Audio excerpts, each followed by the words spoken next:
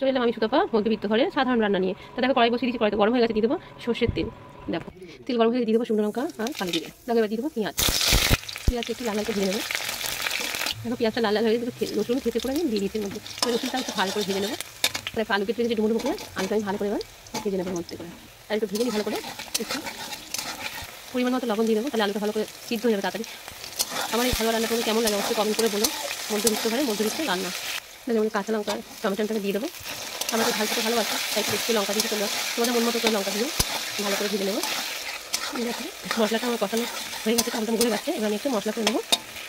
দেখো নিয়ে নিচে হলুদ লঙ্কা গুঁড়োর মধ্যে জল দিয়ে দেবো, জিরে গুঁড়োতে জল দিয়ে দেবো আমি। মশলাটা দিয়ে দেবো। এবার মশলাটাকে ভালো করে কষিয়ে নেবো আমি। দেখো কি সুন্দর কালার আসছে। দেখো মশলাটা আমার কষানো হয়ে গেছে।